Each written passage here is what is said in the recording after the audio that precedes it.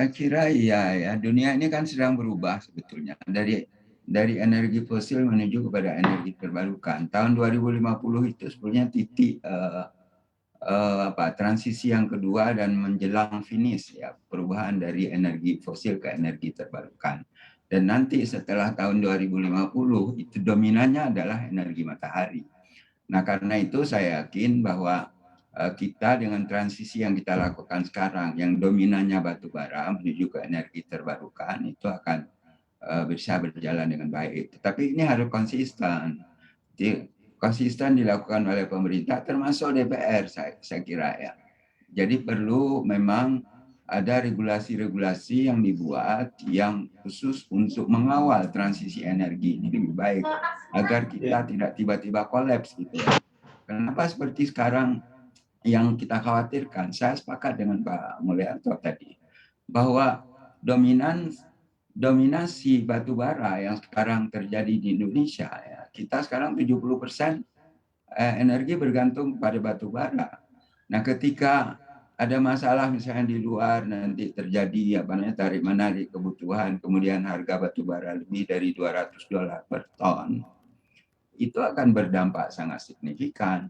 Dan tidak bisa juga hanya bergantung kepada DMO. Saya juga agak kurang DMO saja, karena itu akan berarti akan melakukan subsidi terselubung kepada batu bara, sementara energi-energi lain seperti energi terbarukan itu tidak diberikan fasilitas yang sama, disuruh bersaing dengan subsidi kan nggak mungkin. Jadi saya melihat mestinya ini dilepas harganya gitu ya, kemudian energi terbarukan juga didorong sehingga akan terjadi perubahan yang baik yang perlu dilakukan oleh berbagai pihak. Kalau sekarang kan tidak.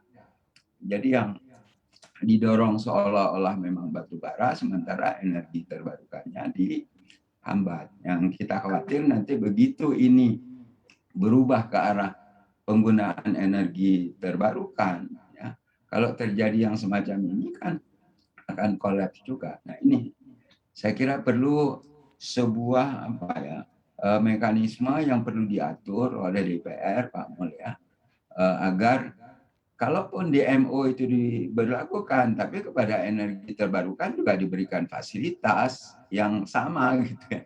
Kalau itu DMO itu adalah subsidi terselubung, nah untuk energi terbarukan apa yang perlu diberlakukan agar harganya juga bukan harga yang DMO, tapi harga pasar yang tentu akan berdampak signifikan sehingga pertumbuhan energi terbarukan itu akan juga bisa berjalan dengan baik. Barangkali itu Mbak Monika. Baik, kalau kita lihat China dan Eropa berkomitmen untuk mengurangi emisi karbon, namun yang terjadi justru krisis energi yang terjadi saat ini. Dan kalau kita lihat di negara kita sendiri, pemerintah juga sudah melakukan strategi-strategi dan juga hal yang sama, begitu ya. Salah satunya adalah dengan mempensiunkan PLTU.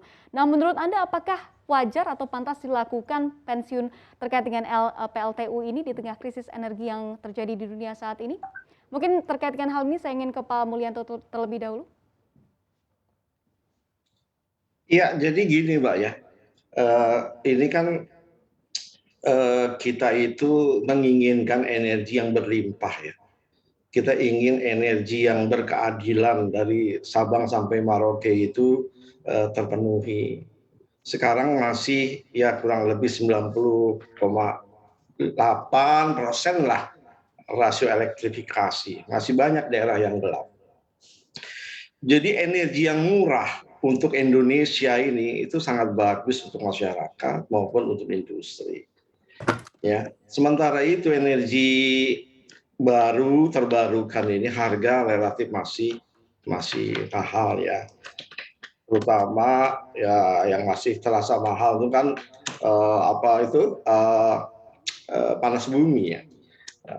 Tenaga surya sudah mulai menurun ya, sudah sampai 4 sen per kWh.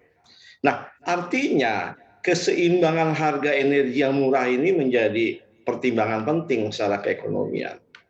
Sementara kita terikat oleh perjanjian internasional. Sebagai warga dunia, ya, bangsa Indonesia tentunya menghormati perjanjian internasional. Namun di atas itu semua, national interest kita untuk menjamin energi yang cukup dengan harga yang bersaing kompetitif sehingga industri dan masyarakat bisa sejahtera dengan energi, itu adalah national interest kita. Nah, di atas semua itulah kita menyusun sebuah skenario yang akhirnya terimplementasikan dalam RUPTL. Ya, RUPTL itu sudah membuat skenario berapa persen target-target EBT itu bisa terpenuhi. Untuk informasi lebih lengkap dan berita terkait, klik link yang ada dalam deskripsi. Dan jangan lupa untuk install aplikasi CNBC Indonesia di App Store dan juga Play Store. Jangan lupa subscribe ya.